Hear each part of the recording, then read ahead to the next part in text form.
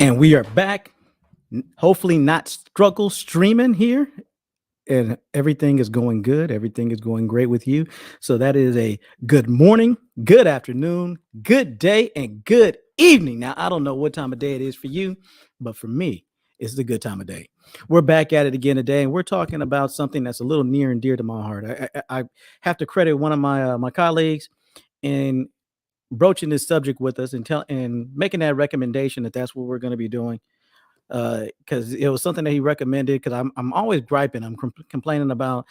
We have a lot of content out there where we talk about the negatives. We talk about all the things that are going wrong. We talk about the aspects within the community that could be worked on. We talk about all these different things. And the one thing that we don't do, or one thing that we don't highlight enough, at least from my perspective, is that we don't highlight enough the wins. We don't highlight enough the positive. We don't say, okay, these are the things that you should be looking for. These are the things that you should need to be on the lookout for, not in a negative way on things that you need to watch out for, but things that you need to be on the lookout for on things that you're going to be addressing and trying to get next to.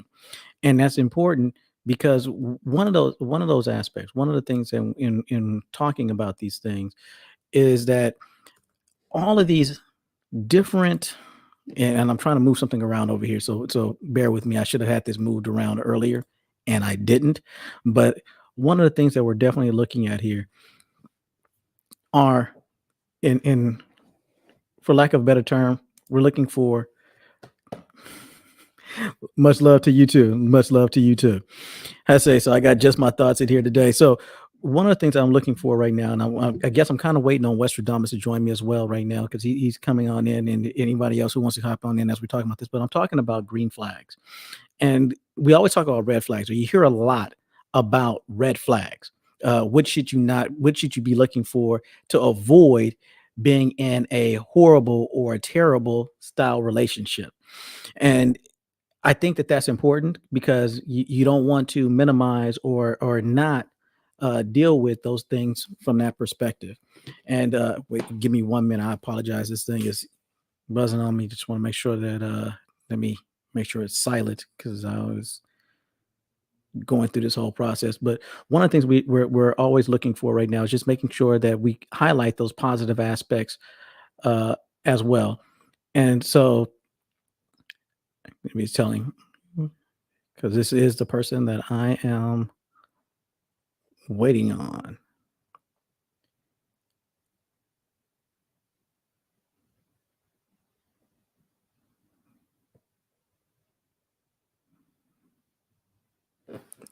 Apologize for that.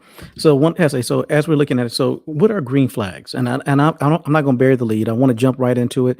I want to talk about the things that you need to be looking for, or that you should be looking for, and looking at some of our sisters out there. And there's a lot as a and I'm gearing this up not just for men and women in general relationships, but brothers looking at our sisters out there and considering what it is that we're looking for as we're dealing with and talking to our sisters, as far as what are those things that we want to contemplate utilizing for our sisters, right? So let's see. Seems like red. Let me read this one for you as well. It says seems like red flags tend to be the first thing people focus on, all the while not approaching the green flags. I agree, because it's we many times people are risk adverse. That's one of the reasons why, if you talk to psychologists, psychiatrists, or whatever, they talk about the fact that people in general are risk adverse, and we weigh negatives a lot higher than we weigh positives.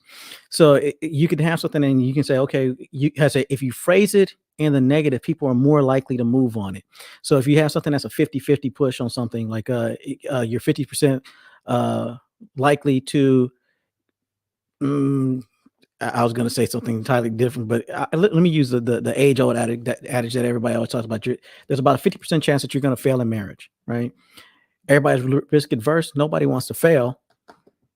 That's something that weighs more heavily than you have a 50% chance of succeeding in marriage. So the 50% chance is a 50-50 push, but it's something that when people actually go about looking at it, they're considering the negatives, and the negatives are what actually color a lot of what it is that we want to do, or a lot of the things that we consider or contemplate in life.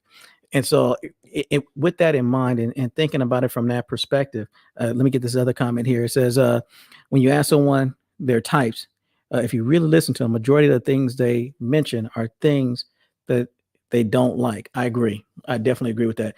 Let me bring on my boy here. This is Westradamus here. He's coming on. I say, hear me there, Westradamus? How's the volume? I'm all right. I'm in a hotel room, so I don't know if you have a whole bunch of noise.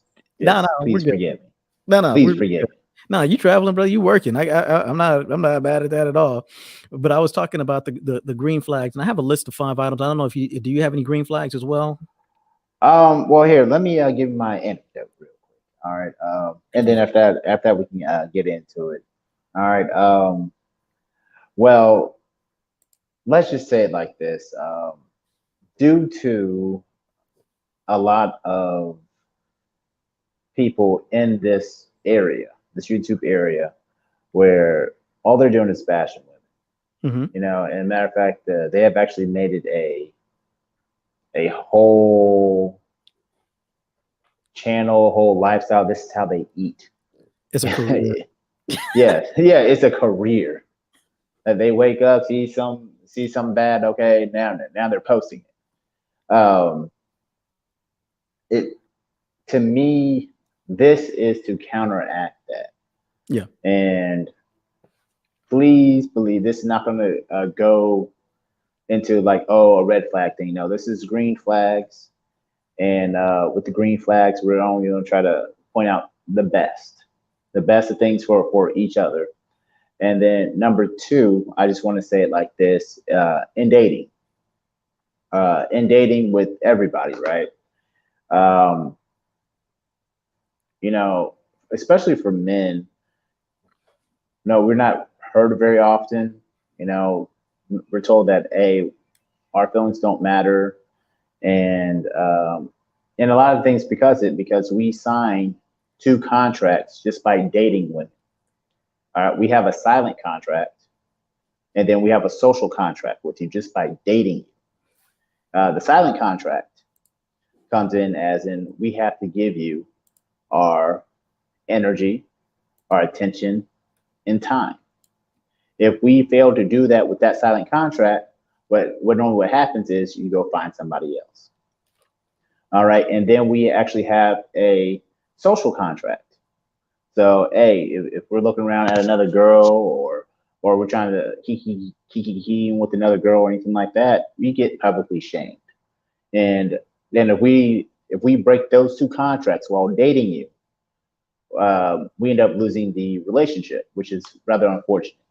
Um, and a lot of people don't really highlight that those two contracts just even by going in dating a woman, and and therefore we're already up under a lot of pressure to perform, and therefore we're already going against our nature. I know already, and then from those two contracts, then after that you want to sign a third contract, which is the marriage contract, and that's the ultimate of the ultimate. And excuse me, that's the ultimate of the ultimate. So with that being said, let's get on to the green flags. So SB, you want to go first, or I can't hear you. Did you have a list of items that you want to run through as far as for your green flags first? Here, repeat that. I just got that last little part. I was asking. I apologize. I turned my volume down because I didn't want you to hear the clicks of the button or whatever. But I was Oh wondering, man, it's all did you good, have family. did you have a list of green flags that you had? I know I have a list that I'm looking at right now. Yes, yes. I have created, and I'm still going through it. I've been. This is all. My list is all by experience. Okay. All by experience. So ladies and gentlemen, before I get started, I just wanted to take time out. Is please like, subscribe. I'm sharing a portion of my life with you. Please follow me at the Westradamus on Instagram. Please like and subscribe here because you're only going to get this where you actually get free game. No, matter of fact, the reason why I even came up with this topic right here is I was talking to one of my mentees, And he asked me, what do I need to look for if I'm looking for a good woman? And that's what spawned this. So so without further ado, can I get a drum roll, please? As I give.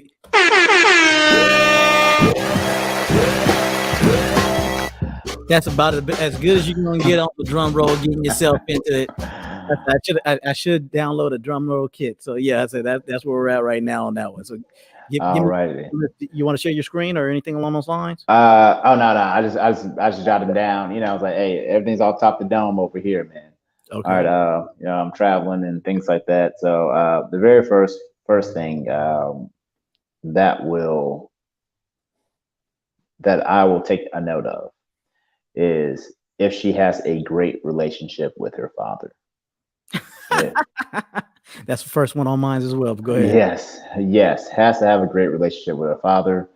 Of course, here, let me just put this disclaimer out here.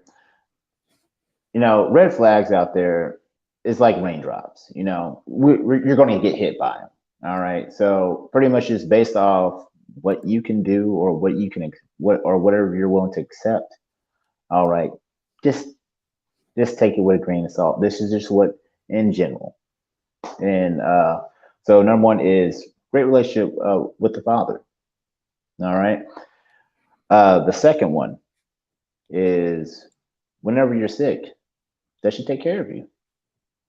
Now, hey, is he showing care? Is she cooking for you? Is she waking up, you know, checking your temperature? You know, is she making any type of concoction for you to you know, for you to drink?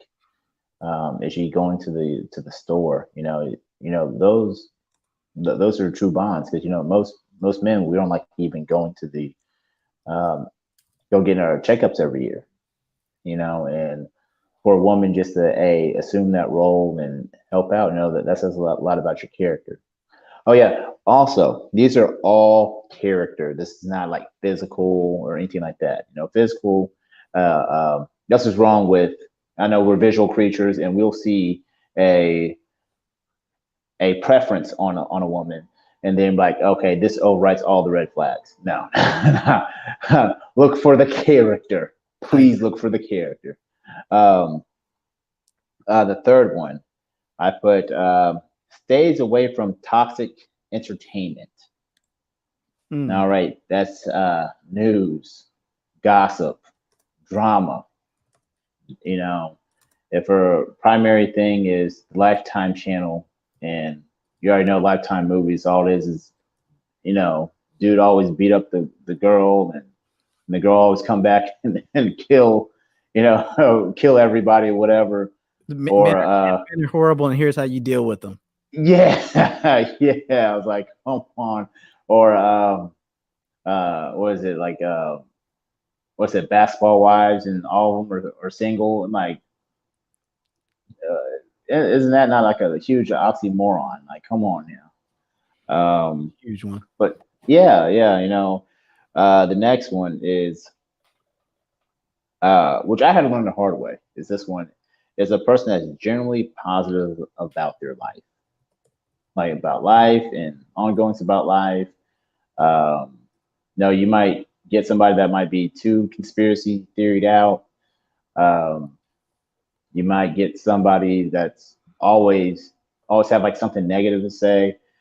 I was listening to one of my friends, and his situation. Well, I don't know if it's his girl or wife or fiance, and she just came in just ranting about her job, and called and after that, he started coming up with cute names for people. And I'm like, wow, it's like, you have anything positive to say about it? It's like, hey. It's like, no. Yeah. I was like, hey, just call everybody names, and the feminazi here, or the ghetto pussy here, you know, or, you know, just start calling her, you know, just names. I'm like, you know, this is, you know, helping you have a living, you know, so can we at least be positive about this? Don't just be miserable all day.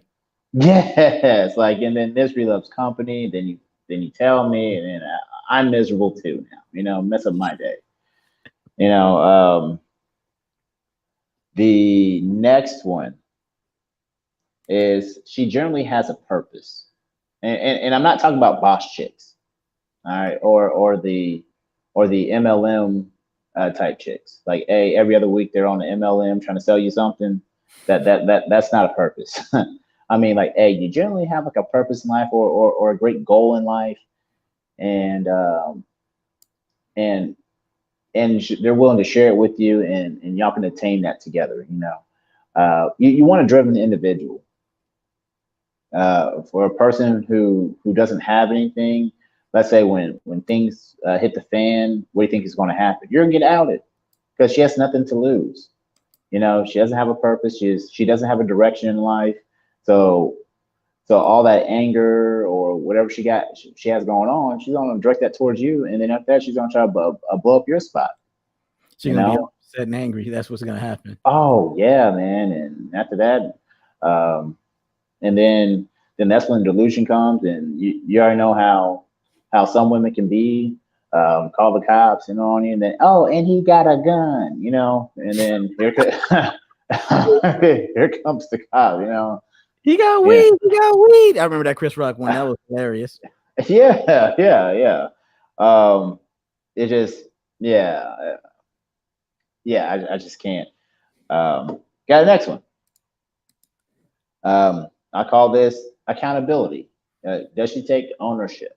Does she take ownership? Is she accountable for her actions? Ownership for her actions? Is she accountable? And that's like kryptonite to a lot of people. Like, it's so and so fault. This person told me this person told me that. Well, the question is, all right, did you really have to take that person's advice? Or why'd you take this person's advice? Because you know that this person won't just tell you what you wanted to hear, but at the end of the day, you made that choice. Please accept it, accept the L, because if you made a great choice, you want all the accolades that come with that. So clearly, please accept. Please take accountability for all your actions, because I have to take accountability for my actions. Right. And ultimately, like, if any relationship, if you get married and ends in divorce, the men ultimately has to take accountability for the whole marriage. Right. Dissipating. All right, the next one is sorry, ladies, is the low notch count. You have to have a low body count. It is scientifically proven for pair bonding. Is the lower the notch count, the stronger the bond. And you just got to have the low notch count. Hey, I understand that. Hey, you have the high notch count. I understand that 50 is better than 100. I understand 20 is better than 50. I understand 10 is better than 20. And we understand 5 is better than 10. But of course, the low notch count, because at the end of the day, you want to have pair bonding, and girls who normally have higher numbers, normally they know how to pull the trigger. It's like, hey, I'm out, right? So you want somebody to have that low notch count, or a lower notch count. Of course, like, hey, you're in your 40s, you're in your 40s. Oh yeah, this is for people that are 40 and under, because like, hey, if you're 40 and up, like, come on, ever since 18 to 40, let's say you at least have at least one a year, so 40 and under. Matter of fact, we will do a part 2 for people that are 40 and up, but this is primarily for people that's 40 and under. Okay. And go ahead. I'll say, is that your top 5, or do you have a top 10? Which one did you have? Oh man, I got about like 18 of these things, So okay. Hey, let me give you my top 5. Yeah, go ahead. Yeah, go ahead. I'm gonna run through my top 5, and I'm gonna come back to you on as a get what is that, the remaining. Don't even worry about it. All right. So yeah, don't worry about it. We got it. Yeah, so in looking at it, this is I'm gonna share my screen with you here real fast. Let me see if I have this up here. Wrong one. should have been the other one. Let me see. Because I wanted to share. Let's see, where is that? Let's go with share screen again. Because I don't, instead of you looking at the PowerPoint, I want you to be able to take a look at the entire thing. I think I got this right. Oh yeah, we got a nice little comment. Green flags, great title. Got it. All right, so here's what I have right now for the green flags from me. This is my top 5. I actually had several others. One of them that did not make the list, it was just on the bottom of where for my top 5 was something that you alluded to, is that she apologizes, right? That's with that accountability. But that's number 6 on my list of top 5 things that I was looking at here that I'm going to share with you guys right now. So if I'm looking at a sister and I'm looking for things that are green flags, things that would be, okay, as I'm vetting, these are nice things that you're looking at. Number 1 is the same thing that you mentioned. Does she have a good relationship with her father? Right. And a lot of things that we deal with in our day-to-day life now, and most of these are geared, like you said, towards characteristics, and those characteristics are geared towards trauma that many of us have within the community. I kind of go with take the mindset of the ancestor now. She used to be an elder, but Dr. Frances Cress Welsing, and she talks about all the different traumas that we have, and looking and understanding the system that we're in as a system of racism, white supremacy, and how that impacts and deals with these things. So, but if she has a good relationship with her father, that's a green flag. That's a good thing. It means that she knows how to interact with men. She has a positive relationship with men. She understands about the goal or not the goal, the role that men play in the relationship, and that's huge, right? Because if she doesn't, then she's bucking at it. So if she has a good relationship, that's a green flag. That's something when you see it, it's like, okay, that's a plus. That's a positive. One of the other ones for me is when you look at somebody and you're looking at our sisters out there, and one of the reasons why I chose all these sisters here that's on this flag or on this thumbnail was because I'm looking at women that obviously are comfortable in themselves, comfortable with being Black, comfortable with Black features, comfortable with what they see in the mirror. There's not that trauma of they hate themselves when you look at them. There's not a whole lot of tattoos. You don't see a whole lot of piercings. You don't see a whole lot of things that says I'm not happy with what I look like in the mirror, and there's other things that are that's trauma for me that I have to compensate with that by changing my appearance in order to match it. So if you see that and you see a sister and she looks like a sister, she looks like a sister, that is a green flag. That's something you see it and you go, man, that is a wonderful thing. That is phenomenal. That is something that I definitely want to be. I say that I would like to have in my life. Let's see. Before I get to number 2 and 3, 3 and 4. Let's see. Do these only apply to certain types of women, race wise, or is this a universal view? I'll be honest with you. You can apply it to other women. I say specifically like number 1, that's apply to all women, but I'm geared, and I'll be honest with you, I'm geared towards our sisters, because a lot of times in talking to them, they hear all the time about all the bad things about them, and they hear all the things that are red flags and all the negatives. Here's some positive that when you see them, if you're a sister out there, and these are things that apply to you, that you can say, okay, these are things that apply to me that I'm doing good in, right? That I'm able to sit there and I rise to the point of I have a lot of green flags. There's a lot of positives about me that people will look at me and see these things that are positive about me.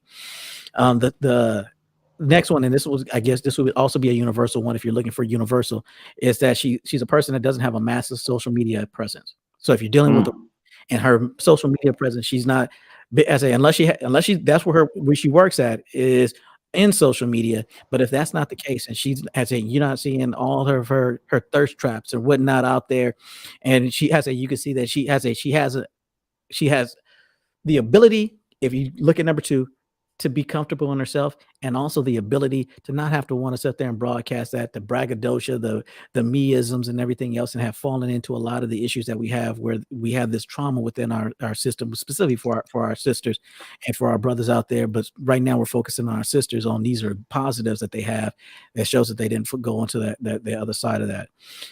Number 4, when I was looking at it as well, is if you're out and you guys are out and about, and you're at a restaurant or at a hotel or any other place that you guys might be ice skating or whatever, how does she treat others? Specifically, how does she treat the service help?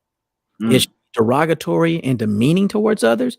And if she's not, that's a green flag.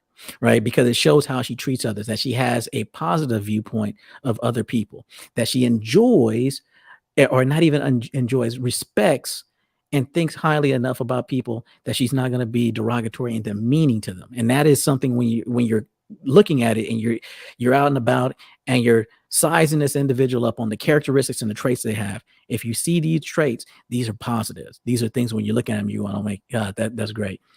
The other one, and this is, I'd say this one just barely beat out the apology one, because I think the apologizing is significant.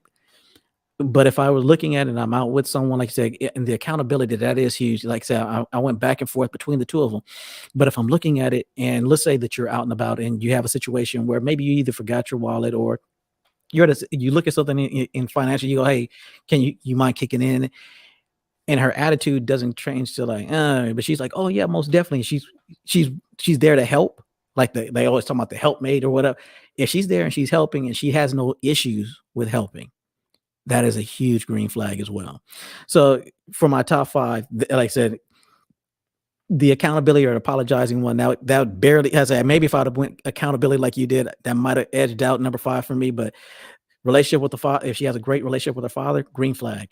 If she's comfortable with her own appearance and what she sees in the mirror on a day-to-day basis, green flag. If she's a person that doesn't have a massive social media presence, green flag. When you go out, how does she treat other people? Does she treat other people with respect, and does she treat the staff kindly? Green flag. And she's generous, with you, even if you've left your wallet, or if you ask her for help, is she willing to help you put your jacket on, and is she willing to help? Green flag. These are things that you can look at that as you're going through this process and you're considering a woman. For me, these are my top 5 when I'm looking at them as far as green flags on traits that you should be looking for in a young woman. Now, and like similar to you, a lot of this has come through trial and error. A lot of this has come through mistakes that I've made in the past. And like a lot of young men, like I said, and I can't tell young men not to be young men, because they're going to do young men thing, and they're going to sit there and they're going to think with the other head a lot of times before they think with the head. The head. Yeah, can't help it. They right? Can't help it. Yeah, so they're going to look at the physical. And if you're looking at the physical, start with number 2 on my list, right? What are you looking at? Is it a sister that you're looking at and is she happy to be a sister, right? Or is she trying to be something else? If you're going to start with there, and if she's trying to be, she's happy to be a sister, you've already started off with a good grade. Yeah, just to add upon that, hey, the mind of the woman actually raises your kids, and you really have to really vet out like the mindset of the woman. Do you really? Because every time that you do take it there, you have a piece of cookie. You have to know that, hey, every time I lay down with somebody, there's a possibility of a kid. And do I want this person to raise my kid? Yeah. Well, that's when you say it that way, because it's like I always call it, it's entering the casino, right? Because you don't want to crap out, because every time you lay down, there's an opportunity or the chance, the possibility that it could end up with you having a child out of there, and you don't get to make that choice. She gets to make that choice. And is this an individual when you get up and you walk away from it, that you would be okay if that was the outcome, right? That this individual is going to be the mother of your children, that you're going to be co-parenting with this individual, or possibly have a wife type relationship with this individual.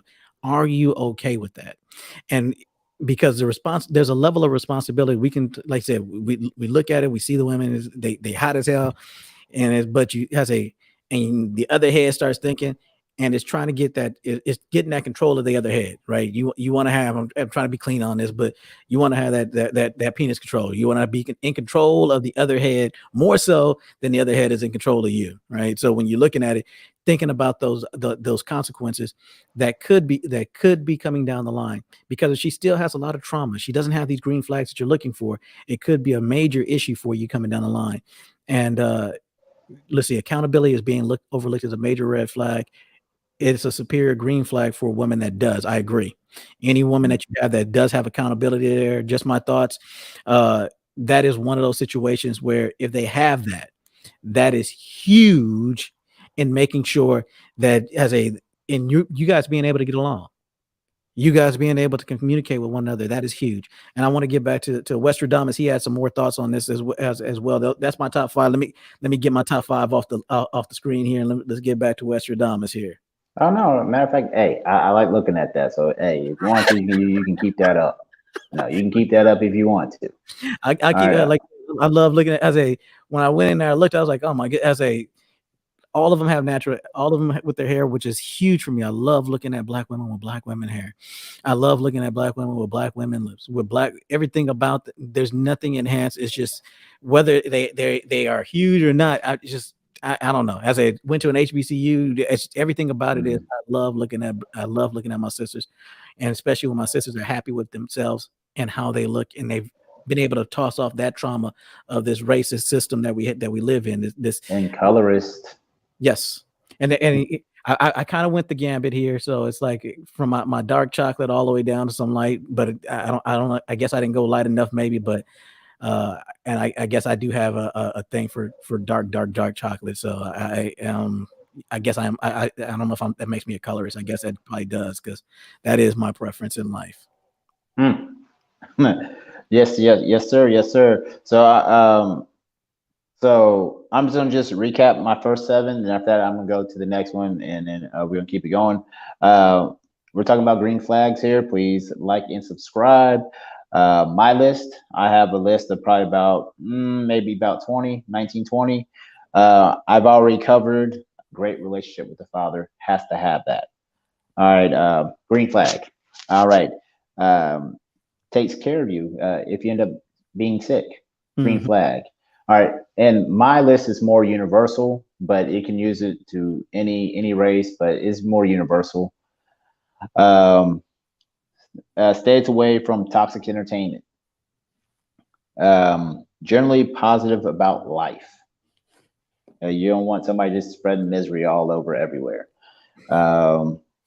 She actually has a purpose, and not as like a boss chick type thing. Yeah. All right. Ownership, as in accountability for their own actions. The next one is low notch count. Got to have low notch count. Sorry, just got to have one. All right, and that's for people that are 40 and under. All right, if you're 40 and up, hey, understand. Hey, been in the game for 22 years, 20 years plus. We understand. All right. Now my number. The next one I have, you can say the number 8. Does not nag you consistently. We understand that nagging is a part of the beast, but does not nag you consistently until, so therefore you don't just go mad. Because a lot of men, they go mad because they've been nagged consistently, and then whenever the woman does come and like it just nag, this one little nag, it's just the straw that breaks the camel's back, and then after that he's being very impulsive. So does not nag you consistently. Correct. All right, the next one. One that encourage and supports your purpose. This is most importantly if you're trying to build with somebody. She understands that she is most likely third in the equation. First is the man, then his purpose, then the woman. Hey, she actually encourages and supports it. That is a winner chicken dinner. Give me that 20 times a day, even on Sunday.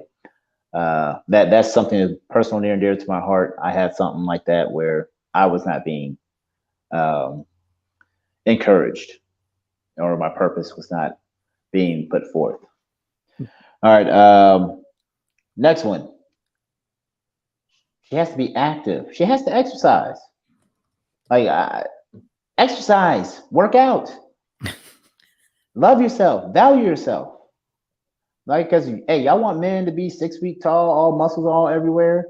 Okay, but you're a nickel looking out here for a dime. It's like, don't be a nickel looking out here for a dime. Matter of fact, become that dime piece. Remember back in the day, oh, like, man, she's a dime. What I'm saying? Or man, she a dollar, or whatever, or she a silver dollar. I was like, yes. Work out. Has to love yourself. It's part of loving yourself. Is working out.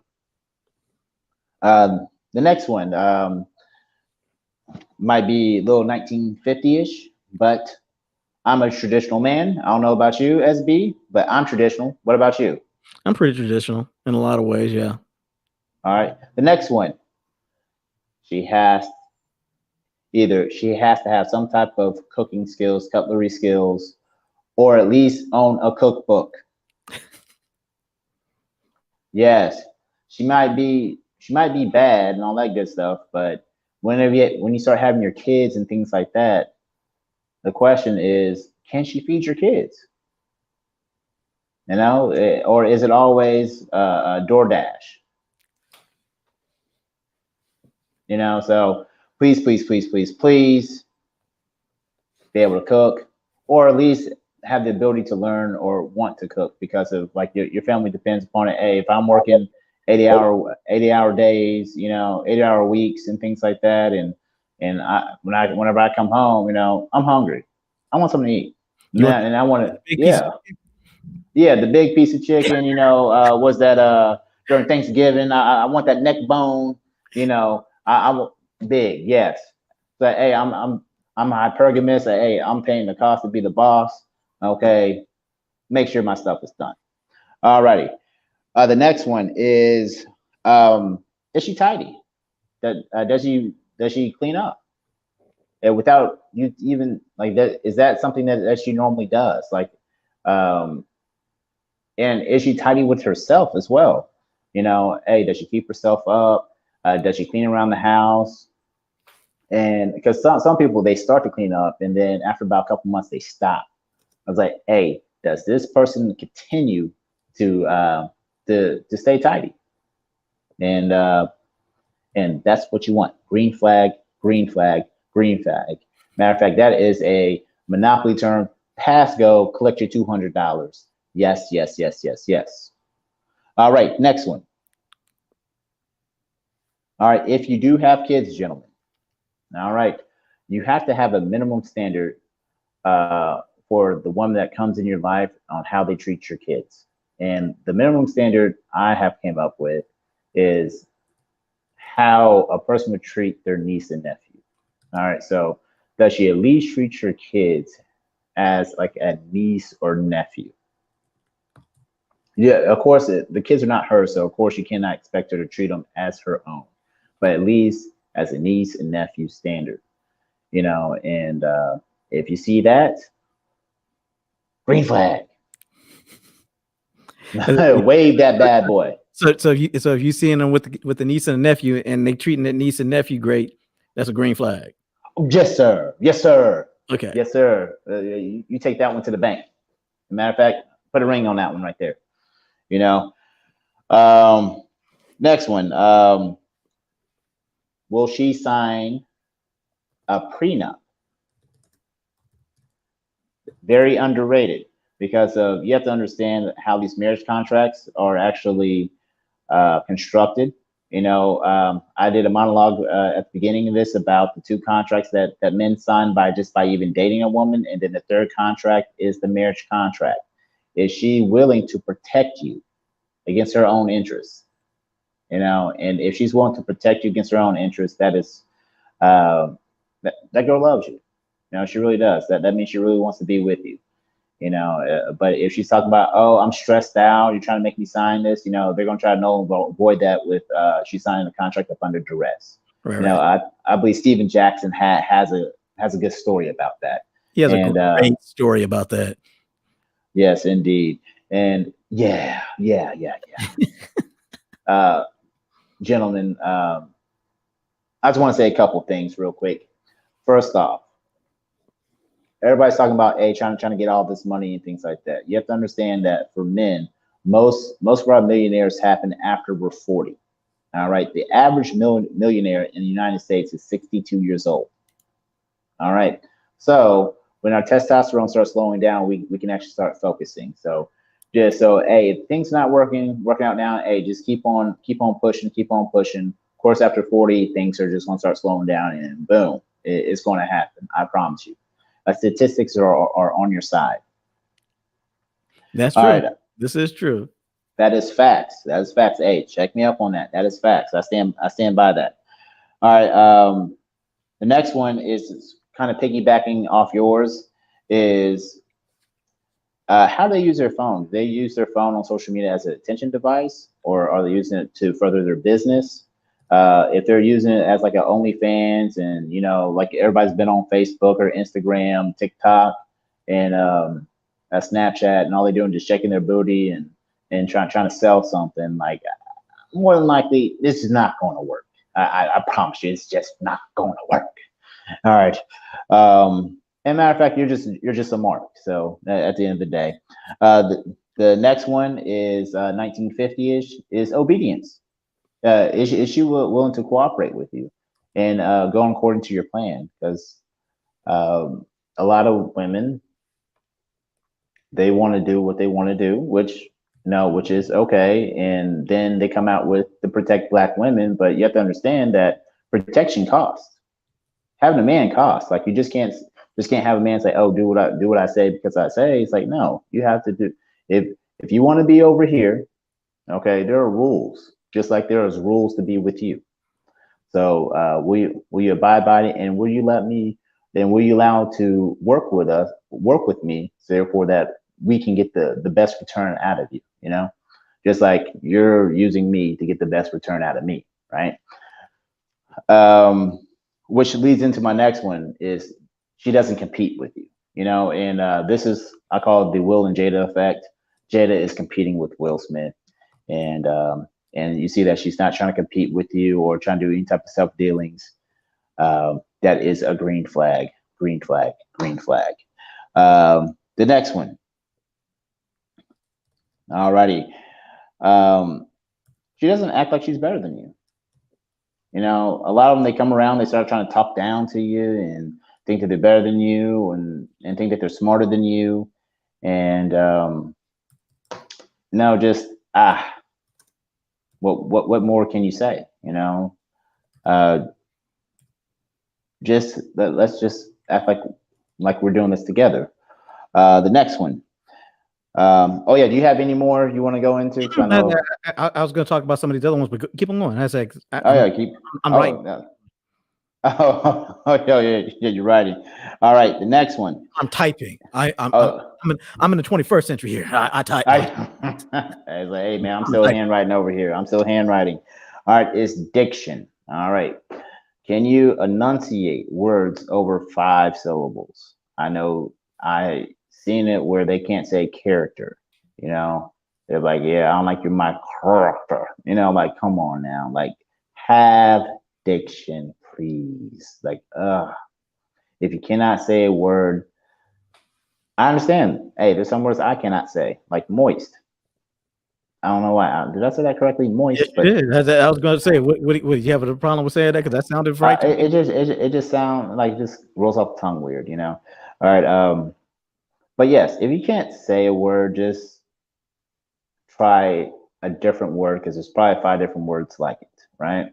Mm-hmm. Like hot, heat, things like that. Hey, you can't say hot, say heat, or things are heating up, whatever, but please, the diction, please. All right. So if she's able to enunciate words over 5 characters, she has actually a very diverse language set. So therefore, she can actually articulate her points instead of just getting mad So she's able to articulate her points, and she's not a runner whenever conflict does come arise. That is a green flag, and that is a good, stable foundation for a great relationship, because relationship's all about communication. And I think my last one is she is self-sufficient but not independent. She has to be self-sufficient, not independent. One of the things I always ask, and I have to critique men, because of whenever we're trying to date, we don't ask very many questions. And one of the questions that we always need to ask is, what do you live with and who do you live with? What I'll say is what is because of you don't want to live like with the crazy cat lady. She has about 10 cats. Gotta go. I just a personal anecdote. I went on a date with the person, picked her up from her home, and like I know I'm exaggerating, but like 20 cats just came out, got loose, and it was like animal control trying to help her get all those cats, and that was like the whole freaking date was trying to round up her cats. And they're going up trees, they're going up over here, and then after that, like you can smell cat urine and feces coming out the apartment, and I'm like, all right, oh, good knowing you, good knowing you. Red Yeah. flag, you know. It's like that Uh, time, but no. yeah, but man, that had more red flags than the parade in China, man. That was. I'm glad I missed out on that one. I guess this is a question for you. I'm going to be on. Also dropped the link. So after we finish here with this discussion between myself and West Thomas, if you guys want to come up, by all means, come up. The link is there in the description as well. So pop on in. But the description has but he's asking the question is, I'm curious, does this brother believe a woman is his partner or part of his personal domain? So I'm assuming that he's that question. That's coming from just my thoughts from the hip hop podcast. Well, women in general, I'm not a modern man, so I don't believe in the 50-50. Thus, I do not believe in the partnership. Wife, as the definition of wife is property, but do I consider wife as my personal domain? No. Hey, she's a human being, she's a person. Yes, does she have a say in things? Yes, of course. Of course you have to say. Like this. There's no dictatorship or anything like this. It's just at the end of the day is if you're paying for something, all right, and you're going to be with this bill. Okay, you get married, right? Mm-hmm. And you have to carry this bill. Okay, I'm the main one doing all the investment here. It's my money, my energy, my attention, my time. All right, because of those are the four things that as men that we have. And then in return, what do we get? The women say, "Oh, you get me," right? So what does that mean? You get me. It's like, so are you adding something to the pot, or are you placing something on the table? Like what's going on here? What does me mean? And that's something that is the conundrum. That's the conundrum that you're going to have to find out. And for me, just for me, like just to answer your question, no, not my personal domain. No, not a partner. Yeah. I guess if he's asking, let me answer that for myself as well. So for me, I am, and I guess this is kind of where we differ a little bit. I am looking for a partner, not but not in the same, probably not in the same way what most people would think of. I think as a team, and it doesn't mean that we all do the same thing on the team. So whether you're a quarterback, you're a wide receiver, or you're the coach, or whatever it is your position is. So I know what my position is. I expect that whoever I'm with, that they understand what their position is and what it is they bring to the team. And as we're working through it, that each of us are bringing different things. So that nurturing aspect that a woman brings to the table, I know I don't bring that to the table, and not as well as a sister will bring it to the table as I would. The ability to provide in the household, to protect the household, that is what I am going to bring. And that not only that is I also, like I said, in the traditional sense, I do believe in headship, if I'm being frank and honest about it. So like when you mentioned obedience, for me, the key word for me would be cooperation. I want Cooperation. I don't need somebody that's going to buck with me every single time we talk about something. And if we do come to an agreement on something, and we sat down and we discussed it, I don't want them sitting there backstabbing me the first chance they get. Kind of like, if you're, since I'm saying traditional, and I'm thinking of the biblical example of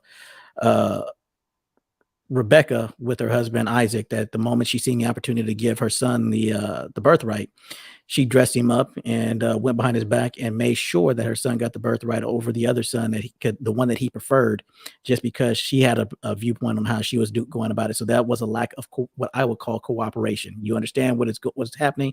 It's like, well, one person gets it was like, oh, well, I don't respect your headship and I'm going to do it my way. That I don't agree with. So when I think of it, I think of cooperation. And if you're with a woman, like a green flag, at least for me, when I think about not competing with you, is, are we looking at this as a competition where you're looking at it as when you get your way, it's I win, and she gets her way, she's viewing it as she wins. And if you guys are viewing it that way, then you're in competition with one another. And if you hear that terminology, and this is a personal experience, that's not a green flag. So what you're listening for is terminology of, oh, we did this. Oh, we look at what we accomplished. If she's a lot of we's in there, and she's speaking like you sound like she's French, that's that's the language you really want to hear, because men and women is like we communicate differently, and understanding that difference, at least from my perspective, is going to be huge or major in that prospect of who you're going to bring on board, who's going to be raising your kids. That's huge in my mental, at least. And because men, we can say certain things, and you can say it to a woman and she just doesn't get it, and it's like, but you say it to another man and he's on it, he got it right the first time he understands it by the way how we communicate with each other. And vice versa, a woman, they can sit there, they can talk to each other, and they talk to you, and they might have this idea that they formulate in their mind, that they're thinking that this is how this is supposed to work. And then instead of it working that way, they've already formulated, but they talk to another woman, and they're synced up like periods, right? They're one lockstep, whereas you didn't get it the way that she said it. So I think part of that in that equation is there needs to be communication. So if you have a woman that's willing to communicate with you, and like one of the steps that you talked about was not a run-in when conflict arises, understanding there's going to be conflict because we have to understand how we're going to communicate with each other, and understanding that when she says certain things, when she says it, what does she mean when she says that, how she says it. And for her to also understand that when you say things, what is it that you mean exactly when you say it, as opposed to all automatically, well, my girlfriend, she would mean it like this. So obviously, it's like, no, that's not how I mean it. I say, and if you've been with each other, and like, well, how do you mean it? And then it's like being able to get that. So, and understanding that you're going to have those times when it's like, oh, that was not what I meant. This is what I meant. And if someone tells you like, that's not what I meant it this way. And then it's like, well, they get hurt. And but if she goes, oh, okay, well, thank you for telling me, or I appreciate you letting me know. I thought it would meant this way. So if you hear that, that's another one where you go, that's a keeper. That's a green flag, right? So as you're listening to these different, at least for me, like I said, in my being conservative, I guess is a little different from yours, is that I do want the cooperation. And I said, and I, as a, not so much the obedience, but what I want is cooperation in that sense. If she's able to cook, like, again, if it ever comes to, and I say this now because I've always been a person that's been able to provide for my household, and I took pride in the fact that my ex-wife never had to work while we were together, and she worked whenever she felt like. She never had to work, and her money was her. But the thought process of, if you're in a relationship with someone and they're going, well, my money is my money and your money is our money, that's not cooperation. That's not cooperation. But if she's, like I said, if she's willing to give, that was one of my green flags. If she's generous and if she's willing to give, that's a green flag, right? Because we're in this together. And if there's, like I said, even with the cooking aspect of it, if she's able to cook, great. And I want her to be able to take care of the household if she is a stay-at-home mom. And if she's not, then that's a different circumstance. But if she's a stay-at-home mom and I'm providing to be a stay-at-home mom, but I have no issues with occasionally being able to help out around, as the same way I expect her. If there's a slack that needs to get picked up, that we're willing to pick up each other's slack. Of course. Yeah, I say so. So for me, it's understanding what our roles are, what it is that we do best. And if she's better at finances than I am, let's say she has an MBA and or she's a CPA rather, and I'm thinking, hey, well, let me do the finances this way. She goes, oh, no, let's do it. I would recommend we do it this way, and we could sit down. It's like, okay, well, why do you recommend that? And she could sit there and tell me why that's more beneficial, because she's been through school or whatever, and she's a CPA. I would value that and be able to say, okay, well, how do you think we should do this? Okay, well, these are some of my concerns. How will we address those? And her being able to sit there and address those concerns in that situation. So for me, I definitely agree with a lot of it. So some of it, like I said, I think I probably phrase it a little differently. And there's certain things in that regard that I'm like, maybe not. But for the most part, I agree with almost all those things as far as green flags. Like I said, the ones that I didn't, like I said, the obedience, not so much. The what was the other one I did? As a non-compete, I definitely agree with that. Diction, I'll be honest with you on that one. She's Southern and she has that Southern drawl, and she sits there, but she's been to college or whatever. But you hear how she talking, I can deal with it. So for me, the diction's not really as a self-sufficient but not independent. I agree with that one as well. Was there anything else in there that I had? Oh, active. I want healthy. So it has I guess I'm kind of I'm gun shy on the really active ones, especially if they're active and they have and I guess there's an integrity thing there. So maybe there might be an honesty thing that we would need to talk about, but then that would probably assuage my issues with the athleticism or the overly fit. Because Yes. Okay. Yeah. it's Too much of anything is a bad thing. yeah, because All right. if she's extremely fit, I'm like, okay, so and I need to be careful on how I say this one. Well, some like bodybuilders, they do have anger management problems. So if they're in the bodybuilder industry, yes, I have been a Yeah, part of a lot of rage. yeah. And I guess that's the best way. So if both of us have a high level of testosterone, in dealing with some situations, that can be problematic. That could be very problematic. And I just wanted to clear this up. Like I'm hypergamous, so I'm looking to retire. Like if a woman comes with me, she's going to retire, and so therefore that she can rest in her femininity, and and it's not like oh hail Hitler and things like that. No, it's not like that. No, the woman, I believe in roles. Okay, hey, I'm here to provide and protect and give order. All right, woman, you're the CEO of the house. So, hey, whatever you say goes. But hey, you say, hey, you pass down the edict. Okay, hey, you're the boss.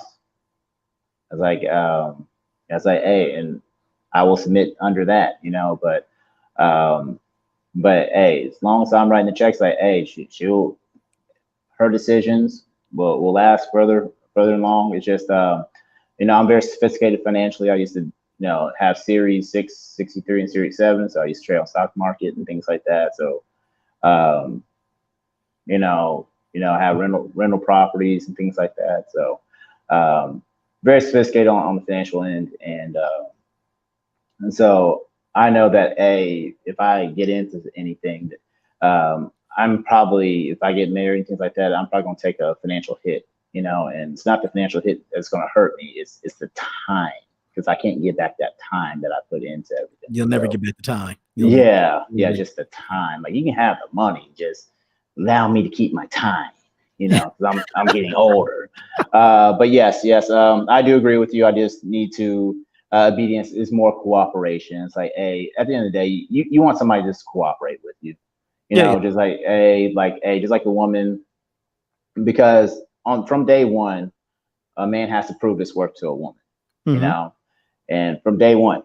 All right. So if you're unable to prove your worth to somebody, and you have to understand up under these dating markets, and and with the attention that she's getting, she can pick of the litter, and since she gets to pick her pick of the litter, so you have to have a very interesting pitch. Nowadays it's like, hey, you're trying to get somebody online or whatever, or you're trying to go on Bumble or anything. You have to, it's like, okay, I can't say the wrong thing. I want to ask this question, but I don't want to scare her off. I just want you to get her into the date before I do things. But hey, when I want to go on a date, I don't want to spend $200 on a date. See if I can get off paying, $50 to $75 for a date. It's too much jousting there, Yeah. and so like, hey, and so pretty much it's all about knowing yourself. And this is a list that you can take. This is just my list this is just my list that I learned from trial and error, because nobody really sits you down and tells you. And at the end of the day, you want to control your house, and the key to controlling your house is, if you already own your house and you're bringing somebody in, right? Because a lot of things will happen is like, oh, she might lose her job. All right. And now it's like, oh man, now I got to pay for everything, or, because things happen, right? So you really have to watch the game playing here. Most women that are sophisticated, they really don't play games, so they already let you know, and and it's like a Goldilocks and Three Bears. Like, hey, somebody's too cold, somebody's too hot, and you're looking for somebody that's just right, and and and we just try to hold these universal truths and trying to apply these universal truths, um, at least for men. And matter of fact, we're going to hopefully we can do a green flag list for women about men as well. We can definitely do that. We can definitely do that. I say, because when I look at it and I want to come back to another point that you made. I didn't touch on it with the prenup, because I think that's a huge green flag, and the reason why is because it means that she understands that a legal marriage is different than what you might think of, or what we get taught a lot of times in regards to what marriage is. So the concept of marriage is something that we all get taught in church, or in a mosque, or in as a synagogue, or wherever it is that you're getting taught these religious values about marriage. And if you're getting taught these religious values about marriage, that value system that you're learning is different than the legal value system on what the marriage actually is. A legal marriage is significantly different than what a scriptural marriage, whether it's any of those Abrahamic faiths, on what the scriptural marriage is. And so a woman who's willing to go through a prenup, it says two things, and why it's so it's turn on, but it's because when they do that and they talk about it and they say that they're okay with that and they're willing to sit down and go over these issues, is that we're now looking at it. Okay, what is it that we're actually trying to get out of this relationship? And she's on board, right? And she's on board Mm-hmm. with what it is that we're trying to do in this relationship. And if it were to dissolve, what it is that we're both expecting, because now she might look at it and be like, those weren't expectations that I had. And so she might be like, I definitely understand it, but as we're going through this prenup, the value systems don't match, right? So either you guys can look at it at that point and be like, okay, well, here's what my value system. These are the things that I'm willing to do, will not willing to do, because you guys are both going to sit down with an attorney and you guys are going to go over it, and you guys are going to bank it back and forth between the two of you guys with an attorney on what that prenup looks like. Because as you mentioned with the Stephen Jackson, if they sign it under duress, it's null and void, or if they don't, or they feel that they're forced into signing it, that's an issue. So having two attorneys, that means that you guys are both on the same page when you guys sit down and talk about it, and you guys understand what it is that you're entering into legally, as opposed to what it is that you guys are agreeing to enter into spiritually. Because at some point along the line, you guys can sit there and decide that you no longer want to be part of that faith, whatever that faith is.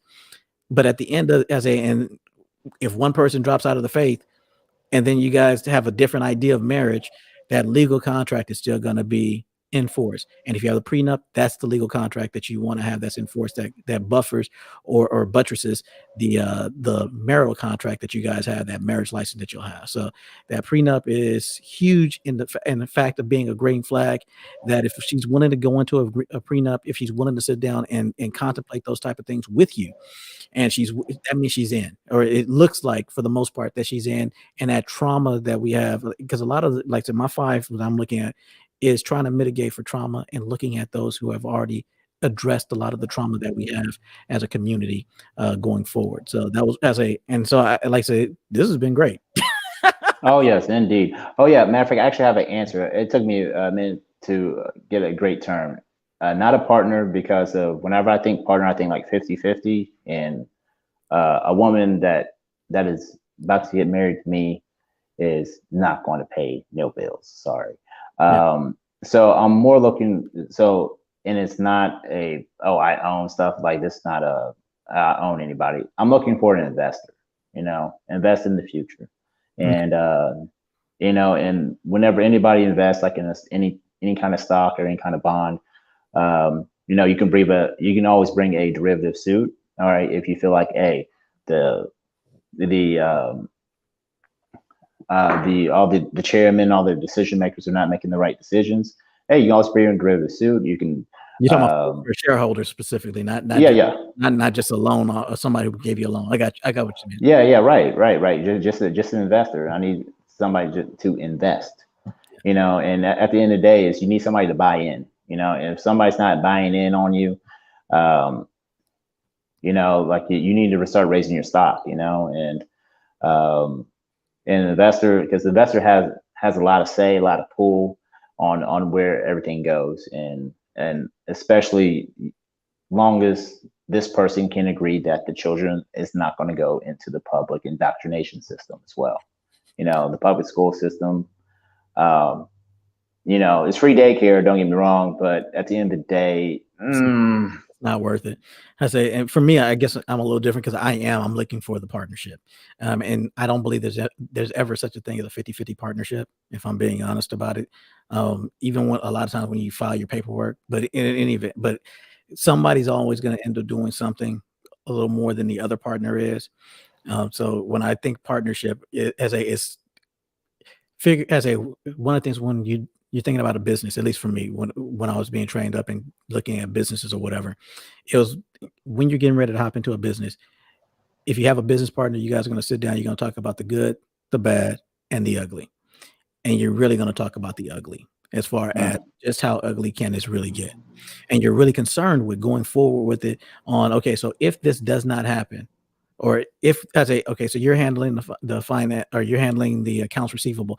If we don't get paid, what happens next? What are you going to do about it? Right. And they go, well, I was going to push that off to you. Oh, no, I don't want that. That's your department on what you're handling. You're handling the accounts receivable. Well, I really don't do the customer facing stuff. I just, okay. So if we have past due, so we have accounts that are in arrears, how are we going to address that? And getting to that point of understanding so part of it, like I said, these are just green flags on things that if you're looking at green flags, yes. Right. I say, and as you're getting deeper into it, there's a lot of other things that you can be looking for, but these are just, I guess, some preliminary things in looking at green flags for a relationship, looking specifically for sisters on what those green flags could be. But yeah, I say, so that's, I just realized I was getting ready to really dive into the weeds. So that's superficial on those green flags. Oh yeah, man. And if I'm just recap mine. Then hopefully you can recap yours, and then if mine's will be right there, yeah, yeah. So my very first one, a great relationship with the father, and don't get me wrong, it just depends on. It's always on a case by case basis. Well, everything's always on a case by case. Yeah, and let me clarify that. So, for me, red flags and green flags are just two nomenclatures that we use, right? A red flag doesn't mean it's a complete stop. That just says that there's something that you need to investigate further. This might be an issue. Green flags are the exact same thing, but in the opposite. These are things that you look at and you go, ooh, this is great. And I still need to investigate further. So you're not going to jump into a relationship because you see these, what I have is 5 things, or you're 20 and you go, oh, I see things more closely to how Savior Black sees it than Westradamus, or I see things more closely to how Westradamus sees it, and I have his list of 20, and if I see those green flags, that's a done deal. That's not. No, don't do that. so green flags and red flags are just indicators. Back in my corporate days, those are KPI, key performance indicators. So you're looking for an indicator that tells you that there's going to be a good trajectory in the case of a green flag. And that's what we have right here, is that if you see these things, it's highly likely that you have a good trajectory that's coming off on it. But if you see the opposite, or if you see a red flag, that would be the bear market. I mean, the bear market versus the bull market type deal. But if you see the green ones, those are things you might want to continue proceeding, investigate further, but you're on the right track. And I do want to say, give another anecdote, is don't allow one super green flag that you're just looking for override the rest of the red flags. I know somebody, they just got engaged. All right. This person, the only thing that this person has going for is they're just a Christian. All right. Whenever you look at the rest of the resume, nothing there.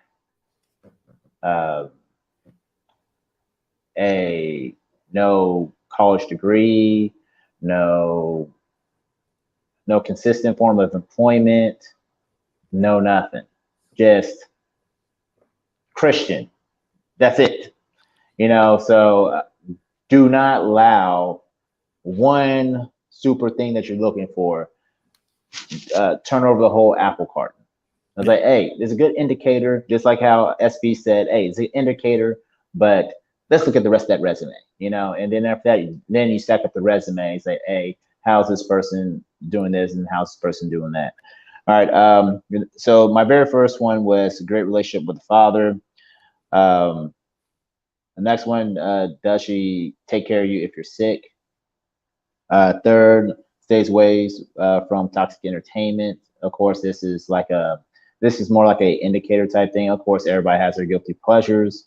Um, Heck, I have my guilty pleasures as well. So this is not a hard and fast rule. It's just like, but are they trying to emulate these things? Like, hey, are they trying to be a Kardashian, go get a BBL, or trying to get something, or go and get their bodies done, something that's unnatural to them, and plus that can actually cost them their lives.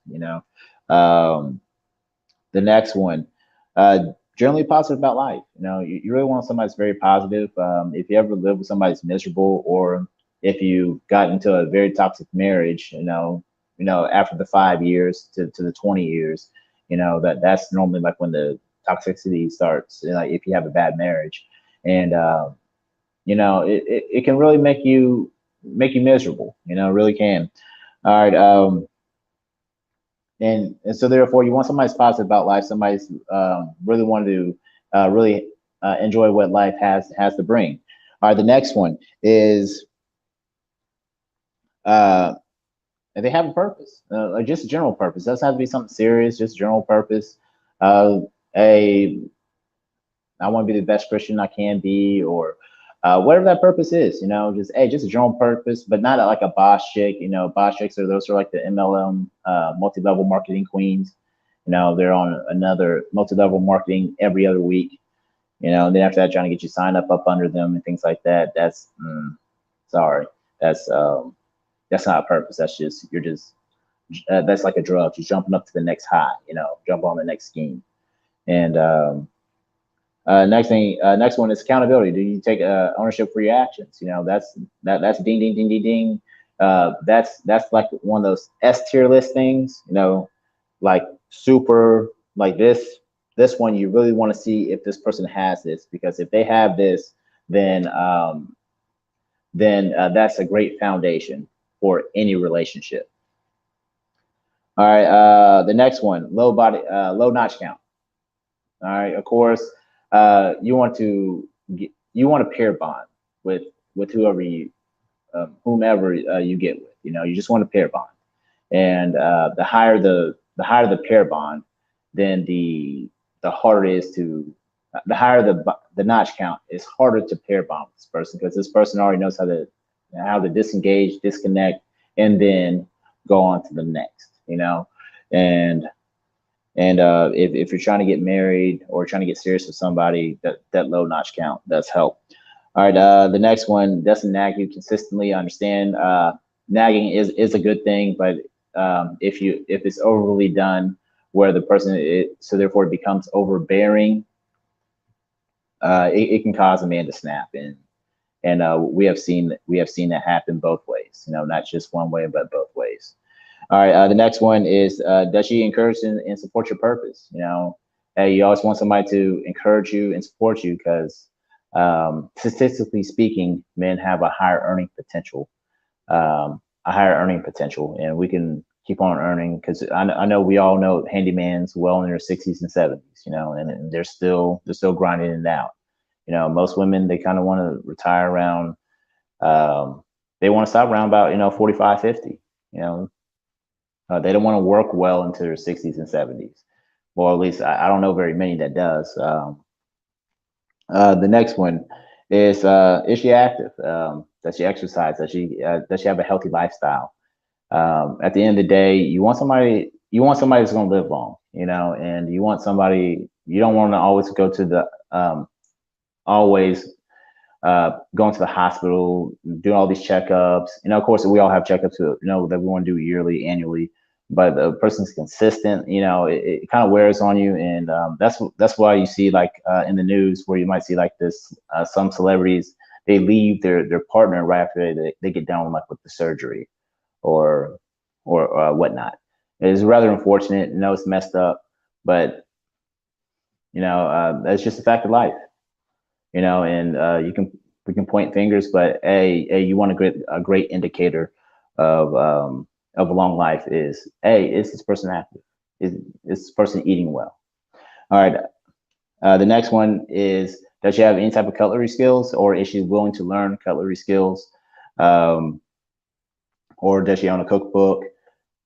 Things like that. Those are green flags because of some days you might come home hungry. You want to get yourself a quick little meal, or if you're hypergamous, you come home, meal's already done. Of course, you have to give her a break. Of course, all these things you can't say, oh, you got to do all these other good things. But these are just indicators. Of course, every relationship is different. Of course, you have to work it out, and of course, you cannot expect any person to do something 100% of the time. You just can't do it.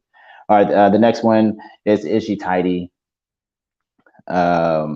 Please clean it. Not only just is she generally clean, and does she clean up well? Like, she's not taking 3 days, take a shower every 3 days, like, is she cleaning up,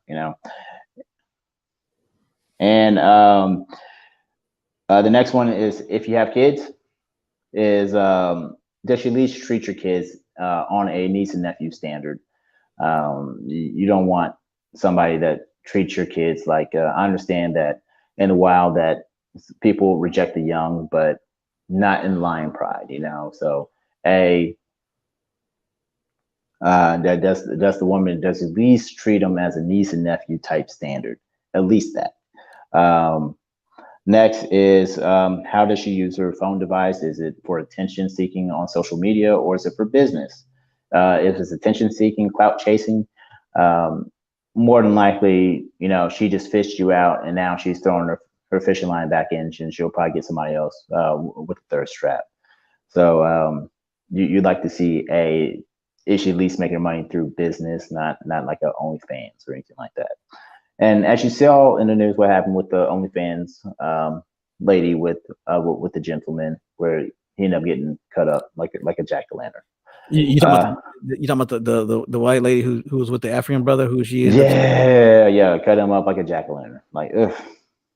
Like, she looked like Carrie when she came out. I don't know if you remember that movie back in the 70s, Carrie.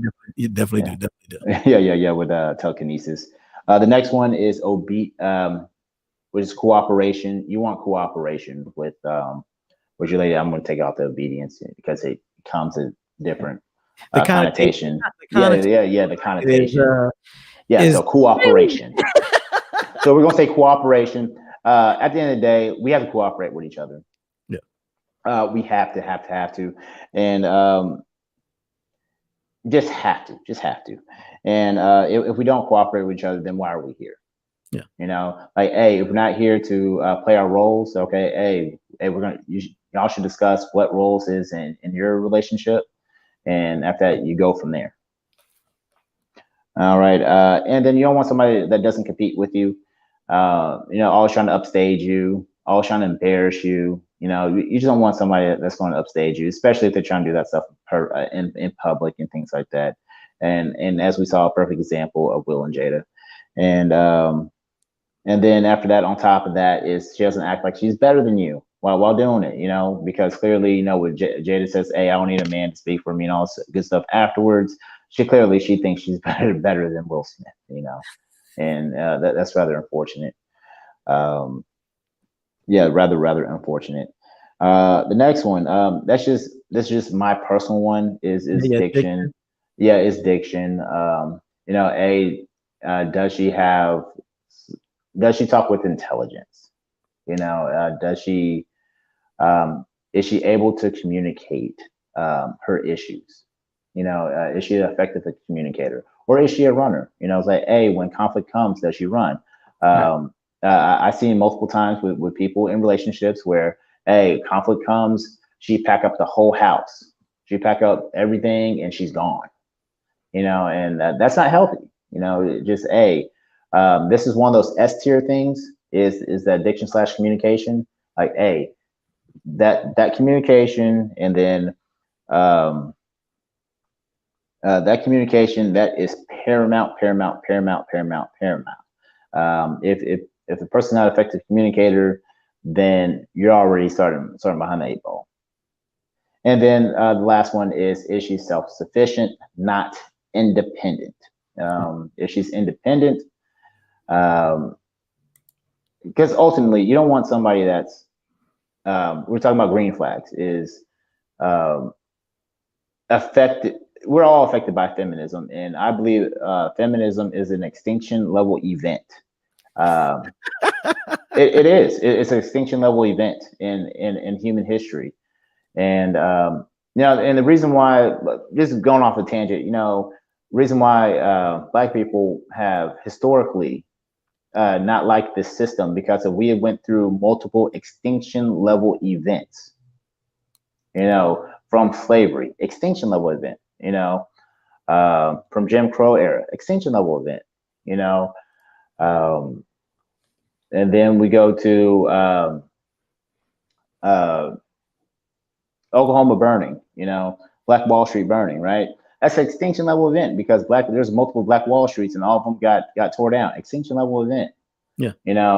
And then of course you just fast forward it, into the 70s with the WIC and taking the fathers out of the home. Extinction level event. Trying to extinguish the family. Okay, and then after that, crack in the 80s, extinction level event.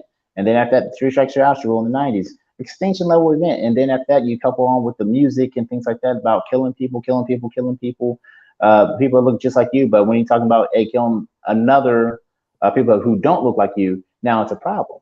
Right. So extinction level events. And then now we layer feminism on there. Okay, when you look at that, marriage is at an all-time low in our community.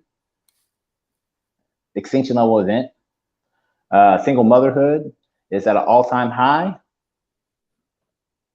Extinction level event. And then when you see with that, it's just our incarceration rates are going up, unemployment rate high.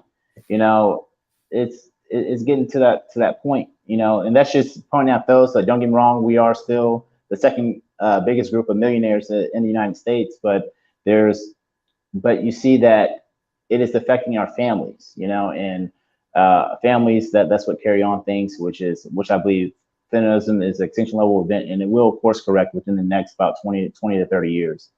Hopefully it does course correct. Okay, so this is one of the reasons why I wanted to have the discussion and talk about the green flags as well as opposed to the red flags right now.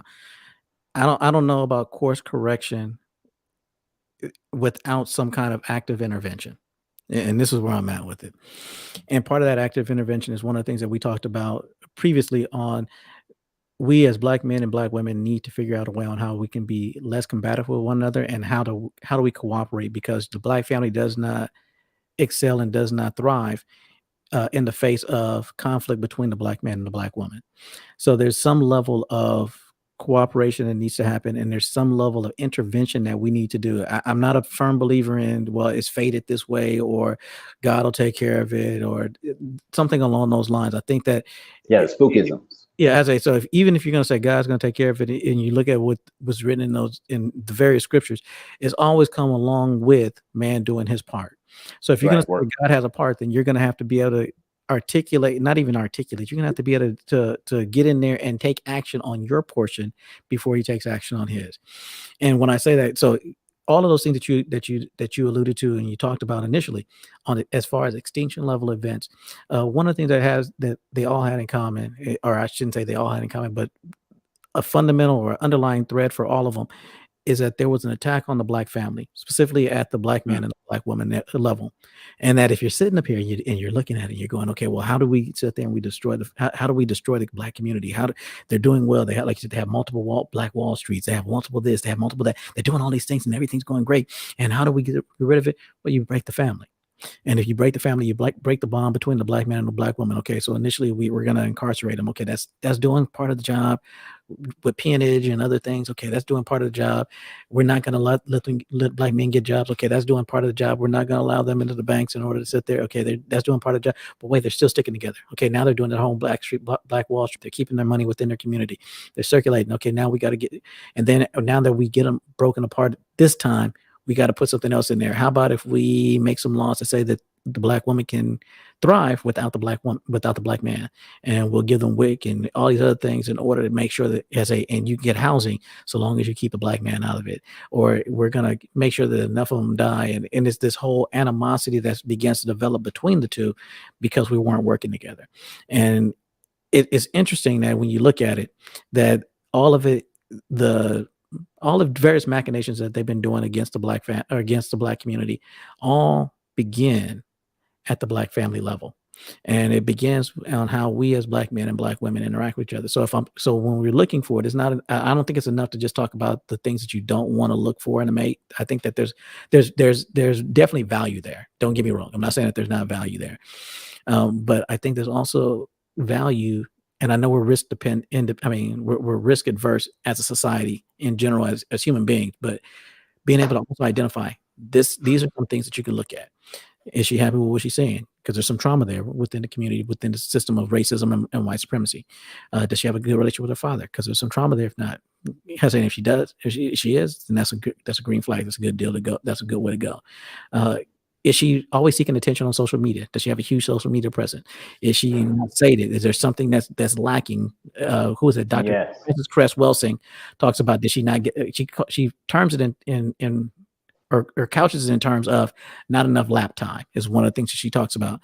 And so not knowing how or where to get that attention from, or how to get the attention adequately within the household or within the family arrangement, is something that that would be the red flag. But if she is able to do it, then that's a green flag. And so looking at it on how it is we treat other people. If you look at how she interacts with others, how it is that she deals with other people who are quote unquote beneath her, quote unquote serving her at the time. Is she mean and cruel to them, imitating or emulating white women and how white women traditionally like to do things? Or is she actually getting in there and doing it from a perspective of trying to be what black women traditionally have been, nurturers and individual? Is she that type of individual? That's a green flag. That's something you're looking for. And then the last one is she willing, like you talking about the cooperation? If there's not, is she okay with pitching in or helping out, even if it comes to something that's traditionally not her role? Because if you're going to expect to do the extras okay, great. Are you also willing to do that? And if she is, another one, that's a green flag. So, and like I love that when we talk about the accountability, because I take it and I want to be a little more specific with it for myself. When I was telling people green flag, is she willing to apologize? So if a mistake was made and it was recognized that it's something that she did, is she going to fight you tooth and nail and stand on her square and not want to sit there and apologize? Yeah, wrong is strong. Yeah, I say it's like I'm going to stand on my square and you're not going to move me. And if that's the case, then you have to me, that's if she's not going to do that, and if she's going to actually apologize, if she's going to be there, you're like, okay, I made a mistake, but we're in this. If you see that, these are really huge green flag. These are things that when you see them, that it comes across as something that is beneficial within a relationship, that's going to last, or it tells you that there's characteristic traits here besides she's just a baddie that's gonna last, that helps you in your relationship, that your relationship's gonna last a little while. Because at the end of the day, you're gonna have kids together. If that's, well, maybe you will, maybe you won't. But if your goal is, and then you do the things that you're supposed to, because in a relationship, for me, I'm thinking kids are a part of it. But if you're doing this and you have kids together, this is the individual that's going to raise your kids, and you're looking for all the green flags that's going to show you this individual helping you to raise your kids. And so I would, like I said, we disagreed a little bit on the obedience versus partnership, but I wanted to make sure that the partnership aspect of it definitely gets discussed as well here. Let me see. I think did I miss a comment? I think I did. Let me see here. Gotta love unaddressed trauma. It lives within us all. I agree. I say, and that's one of the things that, as we're talking about it and we're dealing with it, if you can find somebody who has addressed that trauma or is without that trauma, yeah. So that those are things that when you're looking at it, that is paramount and important in that relationship. If you're thinking because a lot of us, we walk into these relationships with a lot of trauma that we have not addressed, and I think it's important. As saying, we expect you to take me as I am. And it'll work its way out later. But if you can find somebody who does not have those traits just yet, and I'm not saying that you can't work on yourself, but I think that it would be incumbent and it would behoove people if we start selecting for those traits that are more that are advantageous. And anybody, like, again, I think, did I drop the link already? I did drop the link, so it is there. The link is down there, so anybody who wants to come on in and that you guys have some green flags that you guys would like to share, I would definitely welcome any green flags that you might have, because I love hearing uh positive things, specifically in regards to our sisters that are out there, as opposed to some of the negative things that we are. I'm not gonna say some of the negative. One thing I did like what you said was like, hey, whenever they do look in the mirror, do they like what they see? And that speaks volumes to the mindset, and that speaks volumes to the mindset. You know, because self-doubt is the first. It's the first disease of the mind. You know, and then when somebody starts doubting themselves, then that's when other ideas can come in and try to supplement that self-esteem issue, and then that's when we start getting all this craziness coming out. But hey, if a person's as in their power and in their energy, and they're out here and they're in their faith, they're Christian, Islam, whatever faith, Buddhist, or you're just spiritual, or you're part of the conscious community, a more science temple, anything, you know, long as like you're in your power, nobody can really mess with you, you know, because hey, you have that knowledge, and you actually subscribe to that. But when you start self-doubting, that's when these foreign ideas come in, such as the extinction level event of feminism, and it really just destroys things. And I think the one thing that will be able to combat that and bring our families back together is the rise of masculinity. Because okay. No, so I agree with that. That's it, because like you're talking about extinction level event with feminism. Feminism or issues within the black family, between the black man and black woman, did not become prevalent until around the 1970s, 1960s, where they were putting that wedge, and you had a lot of black men that were in and out of prisons during that time frame, and it became a real issue in saying, well, look, like black men were in power and black men were enacting policies that were keeping black women down. Black women have always worked, right? It's like, oh, the man, he's keeping us from working. He never kept sisters from working, right? And they conflated their struggle, white women's struggle, with our sister struggle, and they brought our sisters in, and they said, your issue, your enemy is that man that you're in the bed with. And it never had been that way before. And they figured that if you can attack the family unit, the community begins to suffer. And it was one of those things where, as you're looking at it, it's like, okay, we now recognize there's a lot of trauma within the community. We now recognize that there's a lot of issues, and the spotlight has been shown on many of those issues. Okay, so now that we know that those are the issues that are there, what can we do, like I said, in order to circumvent and get around those extinction level events? What can we do in order to get around dealing with feminism, or which pits black women against black men who's their allies, right? Who's been there with them this entire time. And now we're saying, no, they haven't been. Look at The Color Purple, or look at this movie, or look at that. Well, Color Purple, Yeah. no, right? And it's like, if you actually have some real situations, or look at this one, or look at that one, it's like, traditionally black men and black women have been able to work together. And we've gone through a lot of the same types of trauma together, and we were in the same boats together.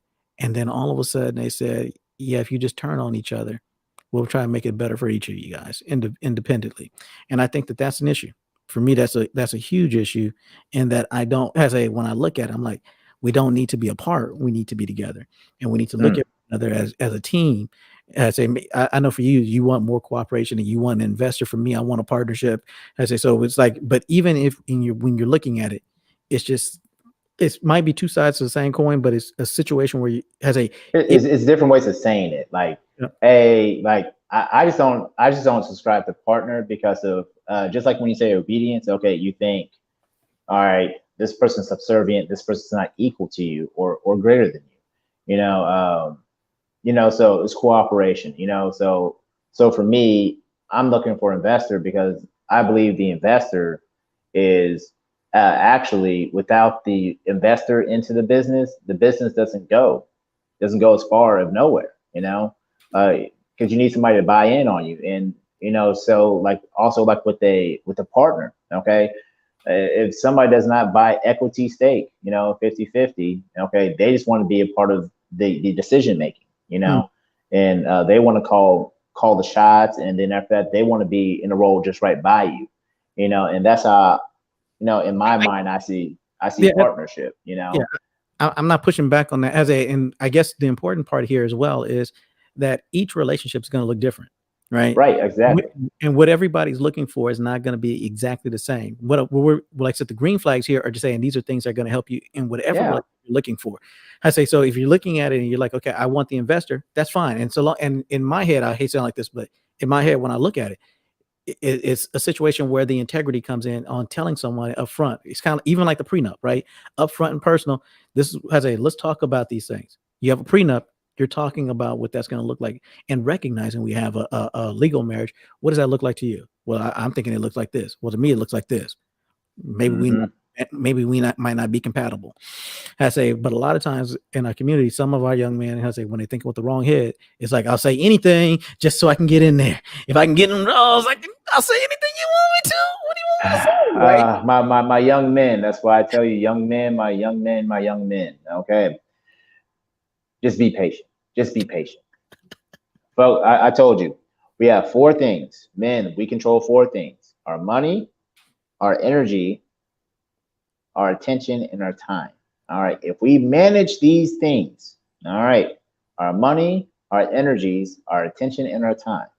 All right. Instead of you trying to go chase women and try to pay for all these meals and things like that, and you take that same money from your 20 to 30 or 20 to 35, okay, and you invest it back into yourself.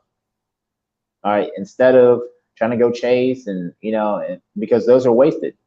Those are empty pursuits because of well, as soon as that money comes out of you, you can no longer invest it and get any money back. Because the key to wealth is if you have $100, you live off 25, and then after that, you invest the rest of the 75. Yeah. And go ahead. No, I want to read the comment here from Deani. It says, self-hate in America is a disease within the Black culture. I don't see a way to resolve it, though. So I guess that makes me part of the problem, too. I wouldn't say the part of the problem, No, too. no, no, no, sir. I would just say I'm just not a fan of quitting when there is a problem, and I'm saying that, and I'm not saying that that's what you're doing.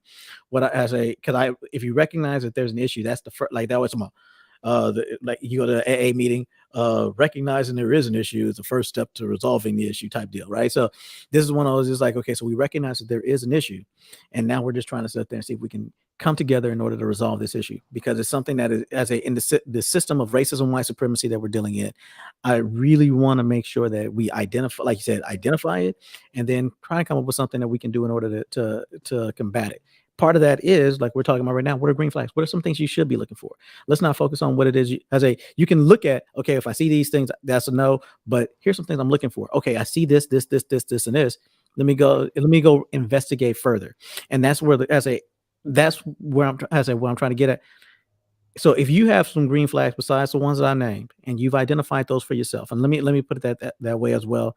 But for the most part, this is what I'm saying. If you have more of a traditional mindset or whatever, these might be some things for you. But if you're just looking for a different type of relationship, I'm just state what it is that you're looking for, right? Mm-hmm. These are my five. He has his 21. You have 21. Yes. No, I'm sorry. You have 20. 20. Yeah, 20. Self-sufficient but not independent. Okay. Great relationship fathers did actually, it's 21. I got Oh, 21. okay. Maybe I picked it up wrong, but I wrote down 21 from what you just gave me or what you Yeah, read I off. got it. Yeah, I got 20 down here, but I, it could be 21. Here, I'll share what I got.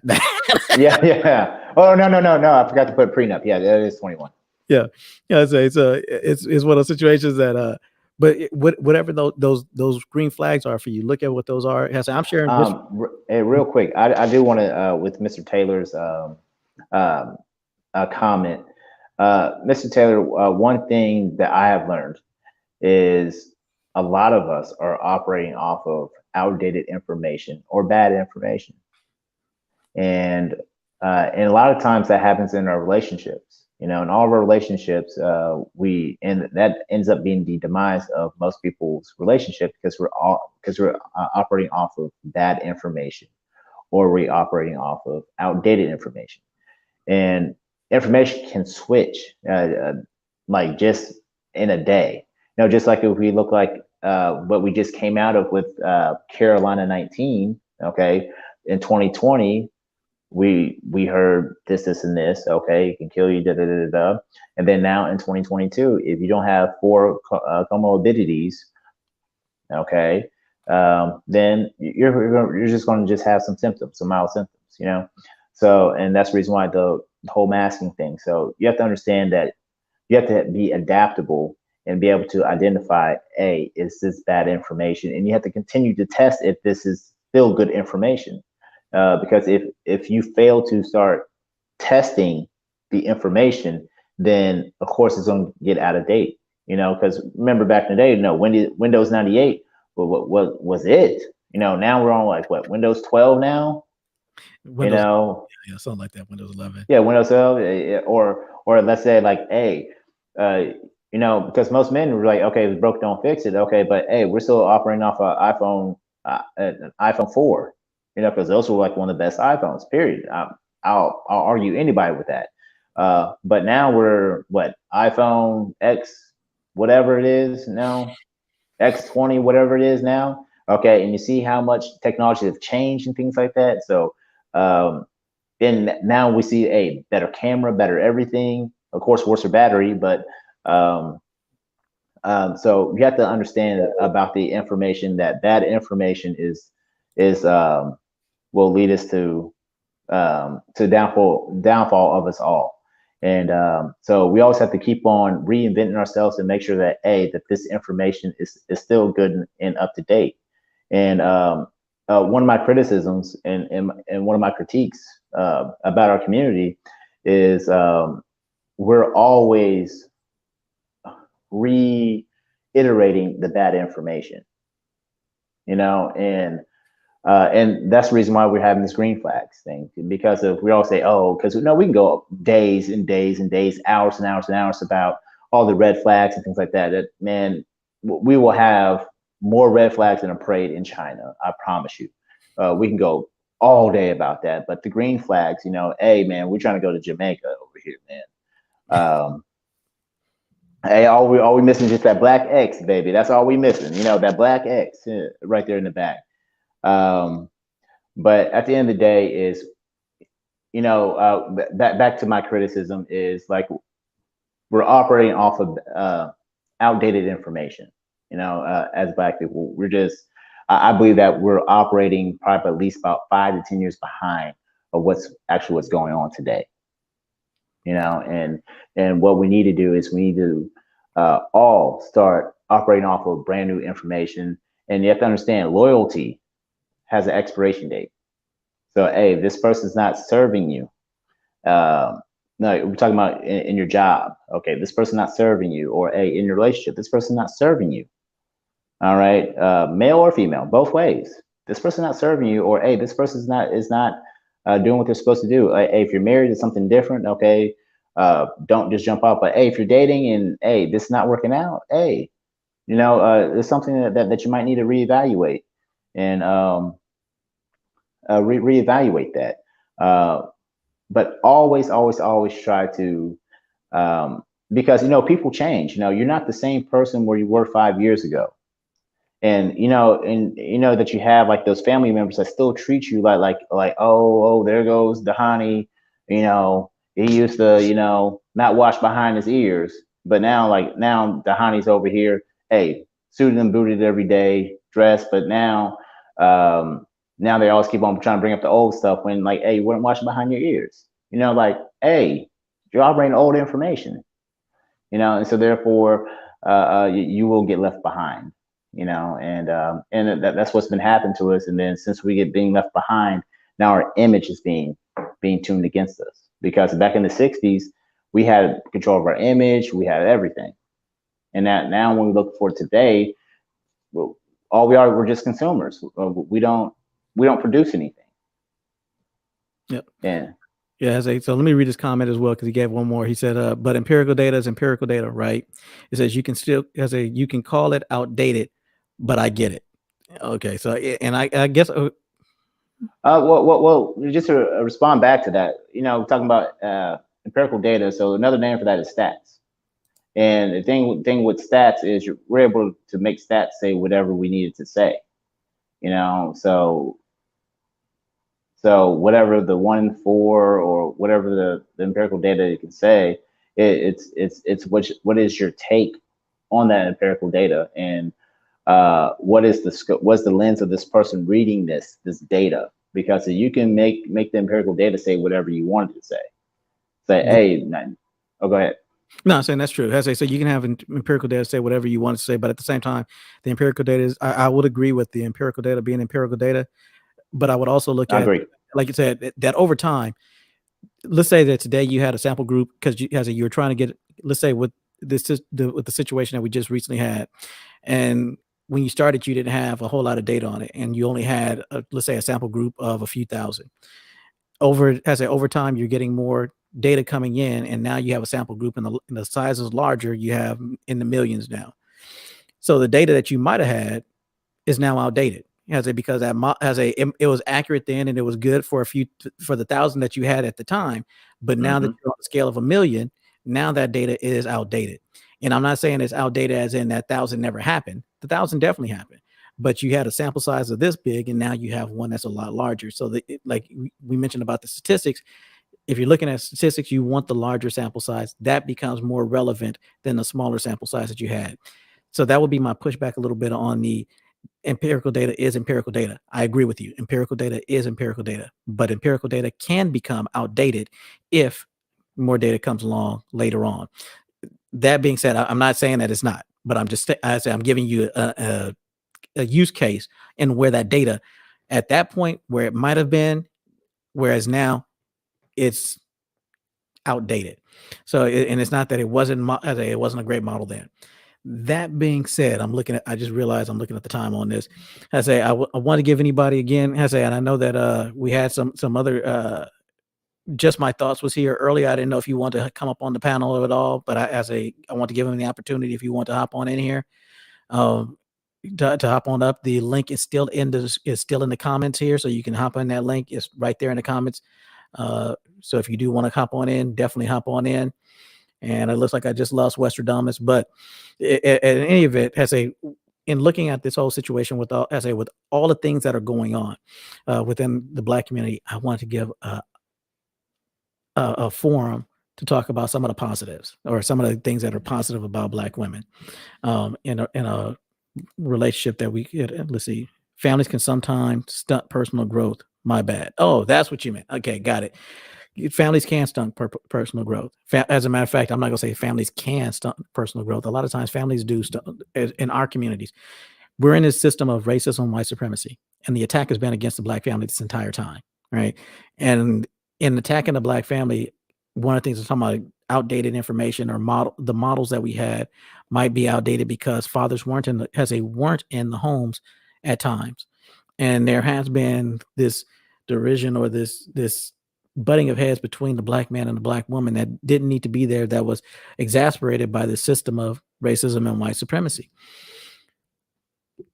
Because we have that trauma within the family, and for some reason we are lax in trying to address it, right? Within the community, for whatever reason, we talk about it ad nauseum that we have these issues, but we're lax in trying to address it.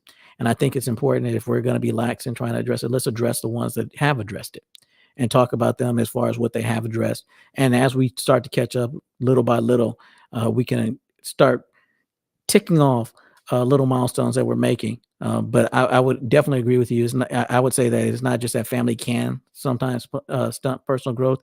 I would probably be a little more forceful in that statement you're making. I would say that families do sometimes stunt personal growth.